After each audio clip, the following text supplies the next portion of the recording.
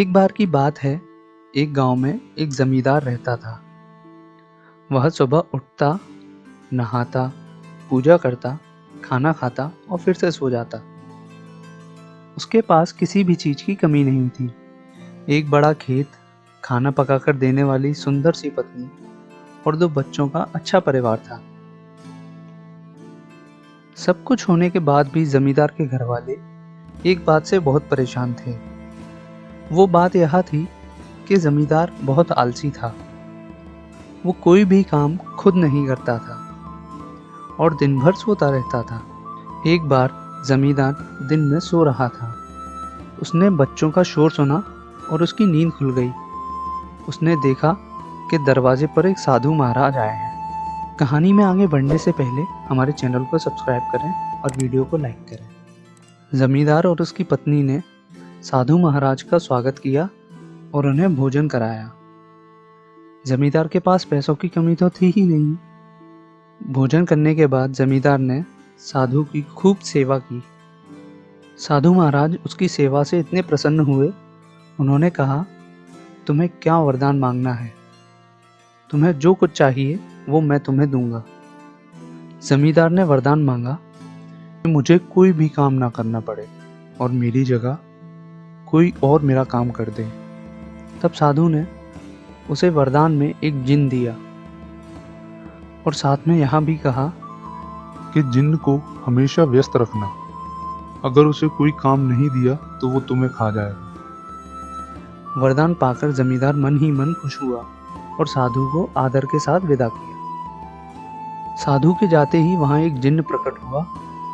पहले तो जमींदार देखकर उसे डर गया, लेकिन जैसे ही उस जिन्न ने जमींदार से काम मांगा तो जमींदार का डर दूर हो गया। जिन्न ने कहा, मुझे कोई काम दो। जमींदार ने उसे पहला काम खेत को जोतने का दिया। जिन्न वहां से गायब हो गया और जमींदार की खुशी का तो मानो ठिकाना ही नहीं रहा। कुछ ही देर में जिन्न फिर आ गया और बोला, मैंने खेत जोत दिया है, मुझे जल्दी दूसरा काम दो। जमींदार सोच रहा था कि इतना बड़ा खेत इसने इतनी जल्दी कैसे जोत दिया। जमींदार इतना सोच ही रहा था कि जिन्न बोला, मुझे जल्दी कोई काम बताओ, नहीं तो मैं तुम्हें खा जाऊंगा। जमींदार डर गया और बोला कि जाकर मेरे खेतों में सिंचाई करो। जिन्न दोबारा से गायब हो गया और थोड़ी ही देर में फिर वापस आ गया। जिन्न आकर बोला, मैंने खेतों की सिंचाई कर दी है, अब अगला काम बताओ। जमींदार एक एक करके सभी काम बताता गया और जिन्न चुटकियों में उसे पूरा करता गया। जमींदार की पत्नी यह सब होता हुआ देख रही थी और अपने पति के आलसीपन की चिंता करने लगी।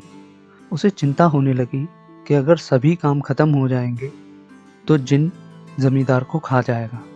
जिन्न सभी काम पूरा कर देता था। सभी काम खत्म करने के बाद जिन्न जमींदार के पास वापस आ जाता और बोलता कि अगला काम बताइए, नहीं तो मैं तुम्हें खा जाऊंगा। अब जमींदार के पास कोई भी ऐसा काम नहीं बचा था जो उसे वो करने के लिए कह सके। उसे चिंता होने लगी और वह बहुत डर गया। जब जमींदार की पत्नी ने अपने पति को डरा हुआ देखा तो अपने पति को इस संकट से निकालने के बारे में सोचने लगी। वह बोली, स्वामी, अगर आप मुझे वचन देंगे कि आप कभी आलस नहीं करेंगे और अपने सभी काम खुद करेंगे तो मैं इस जिन्न को एक ऐसा काम दे सकती हूँ जो ये कभी खत्म नहीं कर पाएगा। जमींदार सोच में पड़ गया कि पता नहीं यह क्या काम देगी, लेकिन अपनी जान बचाने के लिए जमींदार ने अपनी पत्नी को वचन दे दिया, ठीक है, मैं ऐसा ही करूँगा। इसके बाद ब्राह्मण की पत्नी जिन्न से बोलती है, हमारे यहाँ एक कुत्ता है, तुम जाकर उसकी पूंछ सीधी कर दो, लेकिन याद रखना उसकी पूंछ एकदम सीधी होनी चाहिए। जिन्न बोला, अभी कर देता हूँ। यह बोलकर वह फिर से गायब हो गया।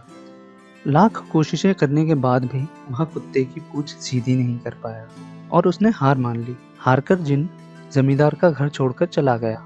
उस दिन के बाद से जमींदार ने आलस को छोड़कर सभी काम करने लगा और उसका परिवार खुशी खुशी रहने लगा। दोस्तों, इस कहानी से हमें ये सीख मिलती है कि हमें कभी भी आलस नहीं करना चाहिए। आलस करने से हम मुसीबत में फंस सकते हैं, इसलिए हमें आलस छोड़कर अपना काम खुद ही करना चाहिए। आगे और भी ऐसी वीडियोस को देखने के लिए हमारे चैनल को सब्सक्राइब करें और वीडियो को लाइक करें।